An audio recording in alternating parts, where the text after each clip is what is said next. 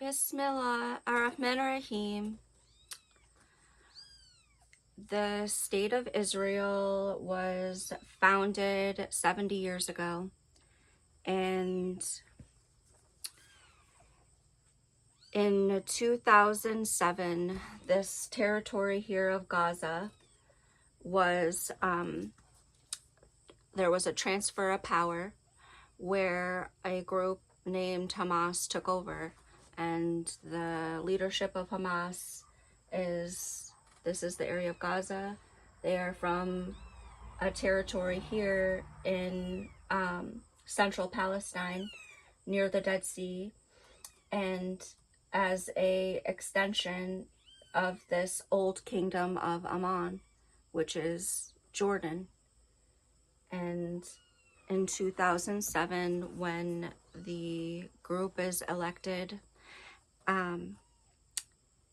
Egypt and Israel both generate a blockade of ships and trade to block trade.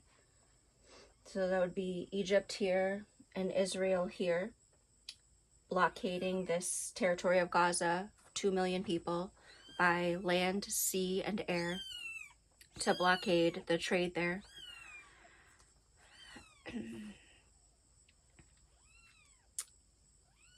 There was a number of outbreaks from that time in 2008, 2012, 2014, 2021, and 2023. And in 2023, the leader of Israel, Netanyahu, comes to the United Nations and he gives a talk. And his talk is saying that we will never need to care about what the Palestinians want, or they care about Gaza, and that in fact we can just forget about giving any say to Gaza about their fate, because there is a new economic plan to connect Europe to India. So they want to connect India and Europe, and that they would do that using Israel and Saudi Arabia. So they have a partnership, a new partnership with Saudi Arabia, which they had never had before, and that this trade deal connecting Europe and India through Israel and Saudi Arabia would bypass a maritime checkpoint by generating a new maritime link. So maritime means ocean, and the maritime checkpoint that they want to bypass is the Suez Canal, and they would create a new maritime route from Europe to India. And that's not a joke. And the only thing we've ever heard of that before was named the Ben Gurion Canal, which is a canal project that would cut through Gaza, through the southern area of Gaza, into the Gulf of Aqaba. And the only territory, the only maritime link that Saudi Arabia and Israel have ever had is the Gulf of Aqaba, which here is Saudi Arabia, here is Israel, and this is the Gulf of Aqaba. This is the only maritime link that they do have at the port of Eilat. And this would be where they would initiate, and where there is secret plans to connect. So a new maritime route, and they would also have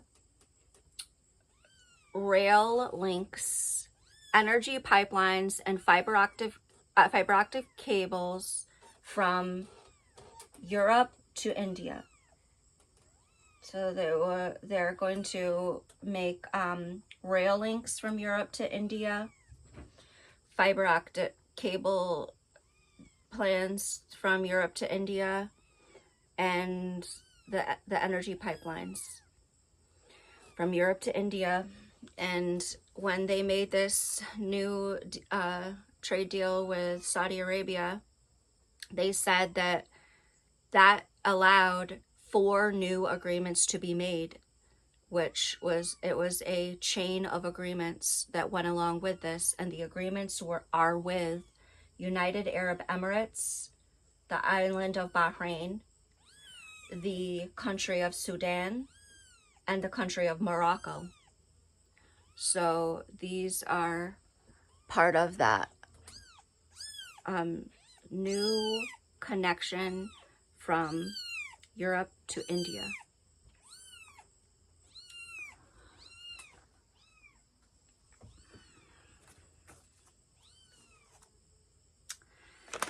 He mentioned in his talk that there was a G20 meeting where America was involved with this deal between the EU, the Europeans, the Arabs, and the Indians. And Prime Minister Modi, which is the leader of India, had an input about this secret plan, that India would rise to the top of the global supply chain for solar energy, and that the leader of India promised his people that they would have a bigger middle class, that their lifestyle would improve, their economies would improve. So being in the top of the global supply chain for solar energy, the material needed to what they want green hydrogen, and the material needed to produce that green hydrogen are going to be from the primary sources are natural gas, coal, and oil, and a number of minerals needed, metals: chromium, titanium, platinum, iridium, cobalt, nickel, manganese, zirconium. So they're going to produce like solar energy technologies with this new mining chain.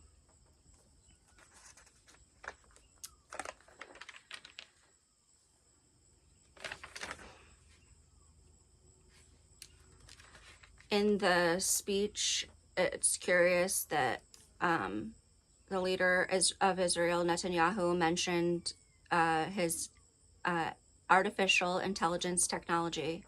And what an artificial intelligence technology is that it is programmed with certain commands, and its artificial intelligence is always made to interface with humans.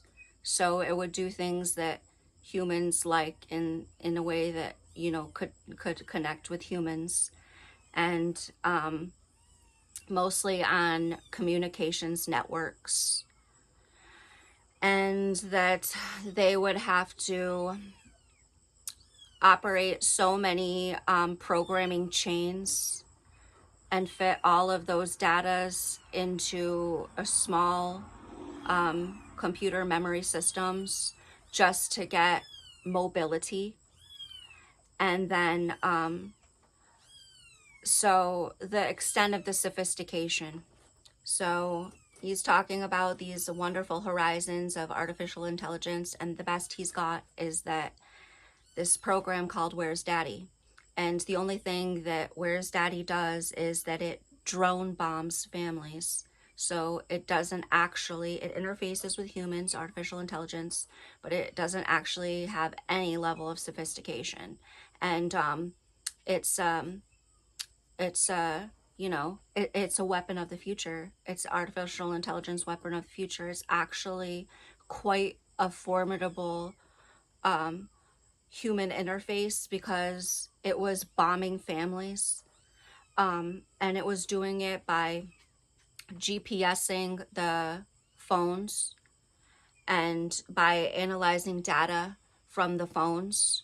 So it would be able to identify a target with the voice, and then identify language that would say what is the operations of the home, like it would know when you were planning to leave your home. And this is very simple programming technology that's used all the time in America for advertising.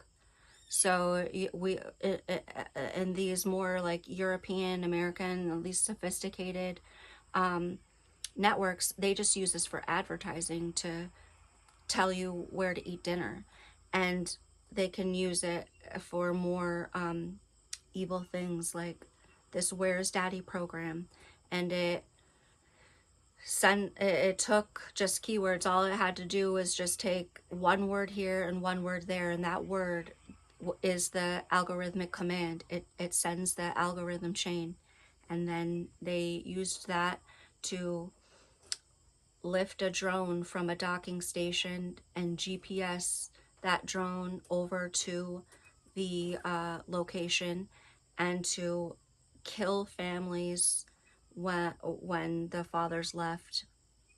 And the isolation of the women and the children from the Palestinian men, and destroying that home is so incredibly like heart crushing, such a crushing human blow, such a blow to the human soul, that a man would walk out of his door, and not only is his home destroyed, so he can never go back home, but his entire family is killed, is murdered. It's like unfathomable. So this is a incredibly demoralizing and anti-human technology that was designed to destroy the human soul, and to basically, what it would do is convince the men to never go home and make him suicidal. It's very defeating. It would make him so suicidal. So the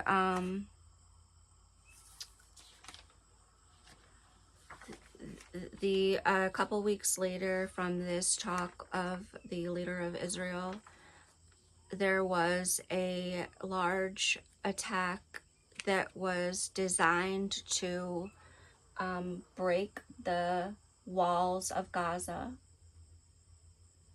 So this occurred on October 7th. This here is Gaza. It is 20 miles long at the border with Egypt, and it's 70 miles wide or long across its coast.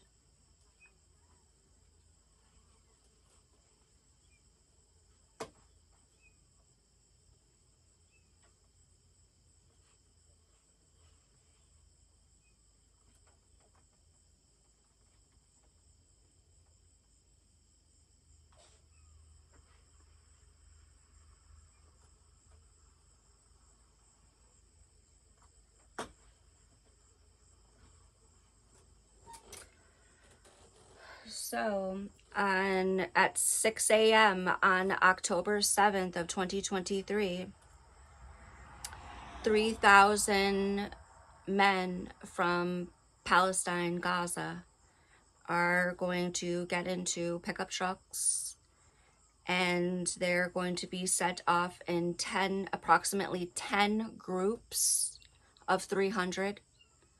And these 10 groups of 300 are broken into smaller divisions of about 100. So the men were the Hamas army was going around in battle groups of about 100 men. And there was a number of groups sent to different locations for specific military objectives. So what's going to happen is, according to the Israeli intelligence, the Russians are going to disable the radar systems for the wall around Gaza at 6 a.m. And the disabling of the radar stations is going to allow, supposedly, or that the drones, small drones have the ability to evade radar. So a large number of small drones carrying bombs are going to be sent over the walls with predetermined GPS coordinates designed to hit the radar stations along the wall. So all along the wall, there was stations.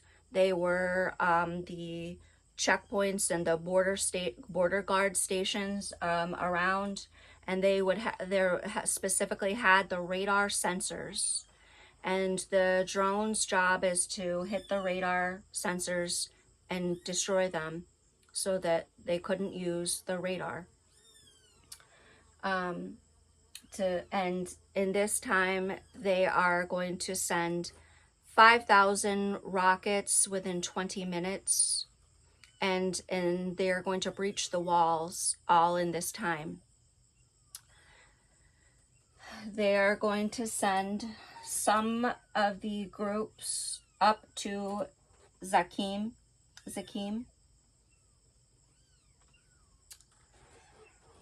and they are going to, those groups are going to push, after several hours, push further into Ashkelon, and just basically to sustain fire towards Ashkelon, which would be the largest Israeli city in this area is Ashkelon. It's over 100,000 people. 130,000 people. And there is army base here at Zakim, outside the border wall. They are going to go to send battle groups to Sirdat, and there is a big Israeli military command station there. They are going to engage with the Israeli soldiers there and kill 30 of them and take control of this station for a time. And the other groups are going to mainly be going here in central Gaza, probably from Khan Yunis, onto this highway.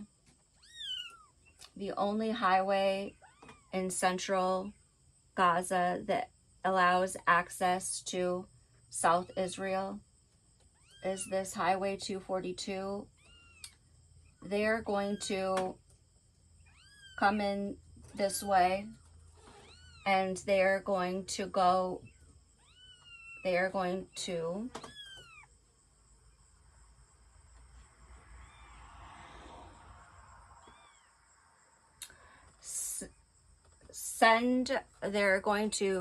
split into two groups. One here at the highway, one group is gonna go south towards Nir Oz, and the other group is gonna go north towards Reem. In Reem, they are not going to do very much to enter into the city, but they are going to come outside of it here to this music festival. And half of the Israelis that die on October 7th are going to be at this festival. And the other half of the people that die on this day are going to be over here in the city of Nir Oz with the other group. I'm sorry, not hostages, not the people who died.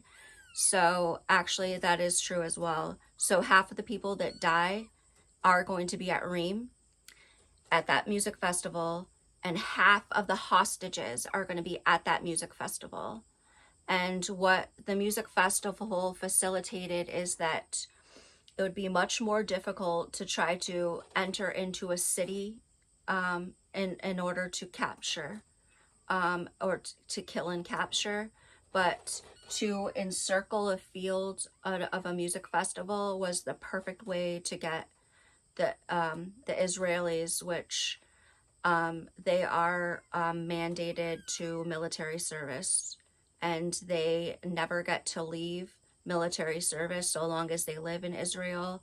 they are always in reserve status until they're like 40. So that would be, given those parameter principles, that would be the perfect way to capture a lot of enemy fighters, would be to catch them while they're partying at the festival. And the other half of the people of Israelis who die this day are going to die throughout the different cities during resistance. There's not going to be practically any hostages taken from anywhere north. There's going to be basically no hostages taken from the north, and all of the hostages are going to be taken out of Near Oz, other than a like desertification, like a green desert, like botanical, like technology facility for, you know, making deserts green. Near Oz doesn't seem to have anything of significance. It is a agricultural city, and it will be basically this is where half of all of the hostages are going to be taken from. So the battle group, the Hamas battle group, is going to enter in. They're going to go door to door. They're going to take many hostages, and they're going to kill a few people who are resisting. So 100 hostages, and then they're going to retreat back across the wall from Near Oz, back across the wall into Gaza. So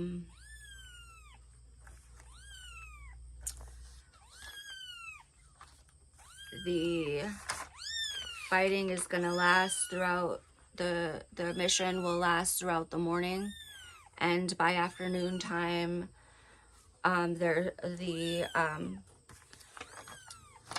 Israeli helicopters are going to are going to be sent over this area with the mission directive to kill everything that crosses the wall, including hostages. So, as you know, the hostages are the people from the festival and the people from Near Oz, and those people are going to be sentenced to death by Netanyahu, as they are being taken hostage and carried across the border. And we know that there was 3 groups that were killed by helicopter. So 3 hostage groups were murdered by their own people, Israeli helicopters, under the Hannibal Directive. So he has absolutely no regard or no concern about the hostages, never.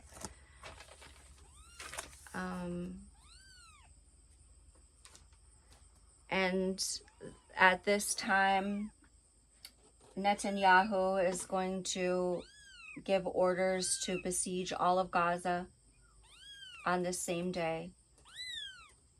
And he is going to use the power station here outside the city. He's gonna shut down the gas and the electric for all of Gaza, and he's gonna shut down the water for all of Gaza, and he's gonna send in Israeli fighter jets with heavy bombs here into Gaza City, into downtown Gaza City, and they are going to bomb as much of central Gaza as possible just in an instant. And the people of Gaza City, seeing the downtown being totally bombarded like World War I, are going to be so shocked that by morning they're going to be running, because everything is going to be destroyed, and they're just going to have to just start going, because they have no idea what's going on or what is happening, or what to do, and their home is destroyed, and they're just going to start coming down this highway And for the next several months, you're going to see 10,000 people in a day walking this road. So there is, of Gaza, there's 2 million people. And of this city, Gaza City, is over 1 million of them. And they're going to go onto the highway by the tens of thousands, after, with no medical help, no electricity, no phones, no gas, and they're gonna have to just walk with the family who is still alive, having lost their heart and their souls in under bombs, under buildings, under homes, and they're just gonna, by the tens of thousands, get on this highway right here and start heading south. And in this time, Netanyahu is going to be sending warnings and leaflets telling them to leave the city, to leave their homes. And he's going to continue the bombardments. So by November 2nd, which is about a week and a half later, Netanyahu is going to completely besiege Gaza City and tell everyone to evacuate. And he's going to be bringing tanks and soldiers. What we do know about Netanyahu's army is that they are conscripts, and they are, Israel is only 10 million people, so that's very small. It's basically the size of New York City. That's the size of his fighting force. They're not going to be very inclined to want to participate in this. And when asked to sacrifice their life, they're probably going to say no thanks. And as a result of this, Israel heavily depends on the AI, drones, and bombs. And they have gone so far as to use AI snipers. The only reason why you would have to use AI snipers is if you couldn't accomplish this with your own army. So we have an Israeli army that is unwilling to be snipers at the rate that the Netanyahu's arm requires of his army, and is unable to carry out the attacks at the rate. So he is depending on programming AI, programming languages on drone bombs. This is just a programmed engine, programming an engine with a bomb load. So, 2 weeks later, when there are thousands of people still in Gaza City and they are hiding at the hospital, he's going to use a smart bomb in 2 different attacks. He's going to attack the Al Ali Arabi Hospital, and he's going to attack the Al Shifa Hospital. And he's going to use 2 different kinds of smart bombs. One smart bomb is going to explode in the air over the parking lot and kill 400 people in one instant. And the other bomb is going to drop into the ground before exploding and collapse all of the structures around it and kill 400 more people in an instant.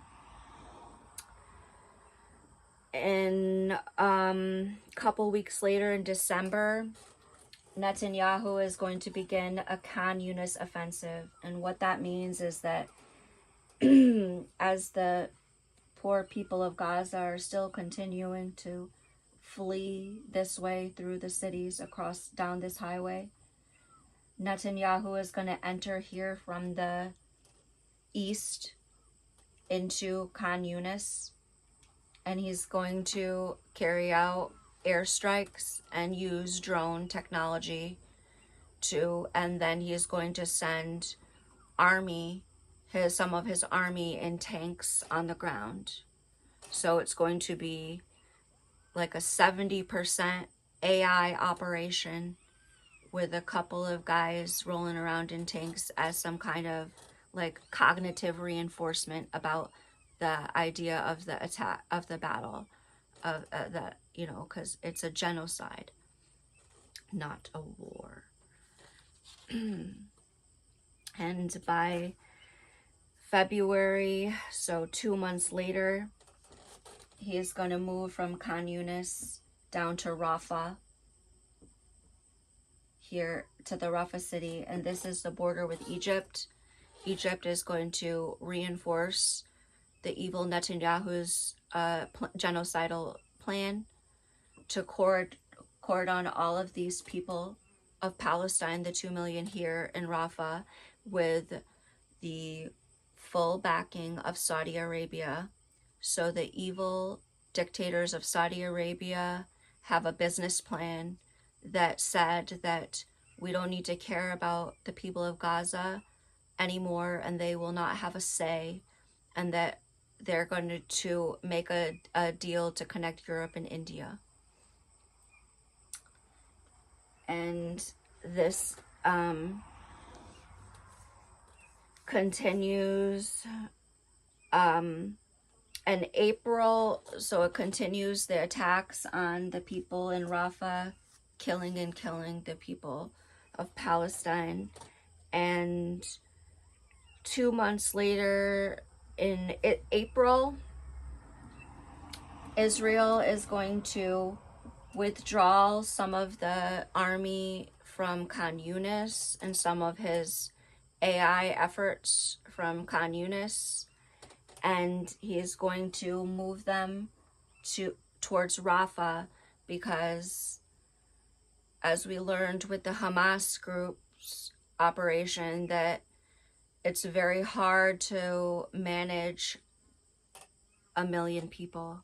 It's very hard to control humanity, and the only way for an army to control 1 million men is to cordon them, and that's what they're doing. They're cordoning them, and they would do exactly what they did to Poland in the Warsaw Ghetto.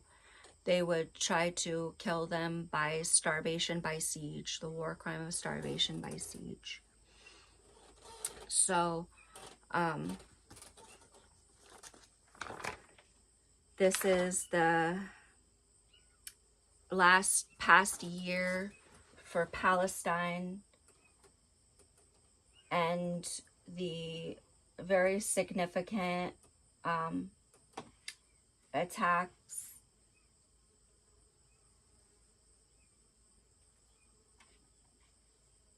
that have occurred. This is the major cities of Gaza: Jabalia, Gaza, Deir al-Balah, Khan Yunis, and Rafah. And after 1 year, this is the military operational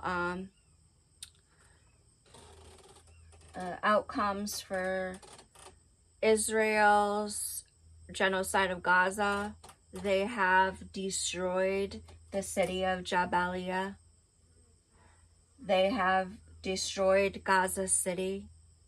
This is 70% destroyed of North Gaza, 75% destroyed of Gaza City, 50% destroyed of Deir al-Balah, 50% destroyed of Khan Yunis, and 30% destroyed of Rafah.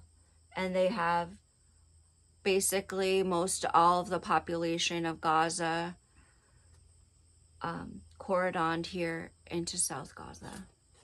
And that is the state in August of 2024.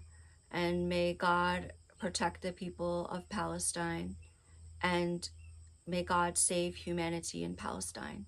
Allahu Akbar.